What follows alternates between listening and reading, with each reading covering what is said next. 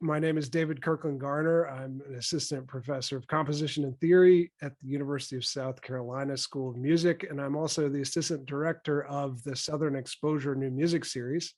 And I'm here with composer Marcus Norris to chat a little bit about the piece that he wrote for us.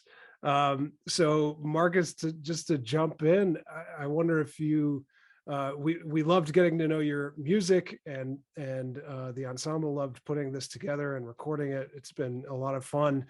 I was wondering if you could start by just telling us a little bit about yourself. Yeah, that's always a tough question. It's like you know who you are, and then somebody asks you, and then you just draw a blank. Like, what do I say? I'm a composer. I am a producer. I am an uncle. I grew up on rap and R&B music, and when I was an adult, I heard little bits of Bach and Beethoven and these guys who were thinking about music a little differently. And I got bit by the bug, and now I just make all of it. And I'm really into bringing them all together in interesting ways. Very cool. And where are you located? Where do you live? So right now I'm based in LA. I am finishing up my PhD at UCLA, hopefully this year. Wish me luck on the dissertation. I'm originally from Jackson, Michigan. I lived in Chicago for some years, got a lot of ties there. Was in Miami for some years. I just kind of go all around.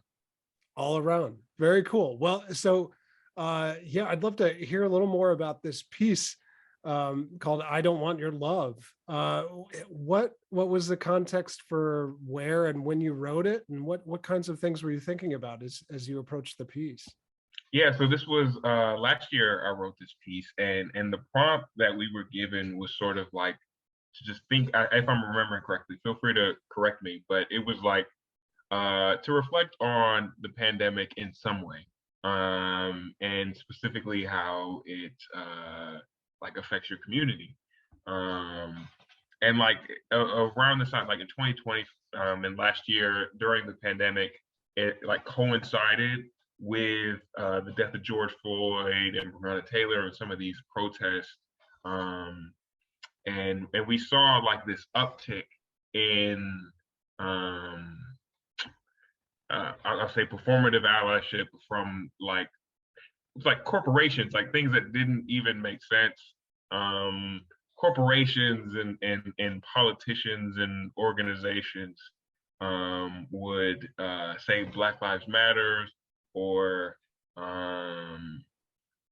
a lot of things like this, but there wasn't always any action behind it, and it was coming directly from people who have the ability to take action. There's a famous picture you can Google, or infamous, I should say, picture where there were a bunch of politicians kneeling, like Colin Kaepernick, and wearing kente cloth things. And it's like, if y'all don't just get up and go and change something, you actually have the power to change something. But instead you're posing for this picture, these kind of symbolic gestures. That's kind of what I was kind of reflecting on this. If this is the love, I don't want this love. And so I was kind of reflecting on a lot of these things as I wrote this piece. Yeah. The first movement, so it's in two movements. The first movement is, I sort of thought about it like a song without words. It's a little more contrapuntal than a song might be, but it's sort of it's a little sad. It's a little it's kind of thinking about the sadness. The second movement gets a little more frustrated. I think as it goes, it's a little more irritated. You can kind of hear that in the second movement, I think. But it still starts with that kind of a sad that yearning motive in the strings that comes back later in the piano, but with that intensity. It's isolated. It was it starts to be isolated. I wanted that to feel sort of alone. There's kind of this. I don't want to spoil it, but but there's kind of it should feel kind of alone. and then it gets more frustrated again. Yeah. So one that's really fascinating to hear more of the backstory. One thing that strikes me about the style of the piece is like a cinematic quality about it, though it feels I'm when I listen to it, I'm imagining scenes or things playing out in theater or on the screen or in real life. Are you influenced or were you thinking at all about sort of cinematic music and the way that kind of functions? Yeah, I probably most definitely. Like with me, I always say like genre is for listeners is how as always I talk to composers, in that like I just write what I'm feeling, and people will tell you like this is jazz, or this is concert music, or this is movie music. And I like I was told like you're a synthesis of everything you listen to, and so I just absorb it all. And I last year I also scored my first movie, so it probably there's probably some type of cross contamination there for sure. Yeah. When you're digesting a lot of that music and thinking that way, it inevitably it's going to sneak in and come up in different ways. Really interesting. So what kinds of things you mentioned have recently scoring or last year scoring your first movie?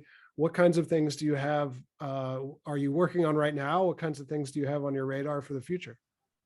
Yeah, so I just last week had like a big chamber ensemble played. It was my Disney concert hall debut. Oh, Um, congrats. Thanks, I'm excited about it. I got a full orchestra piece premiering at the end of the month.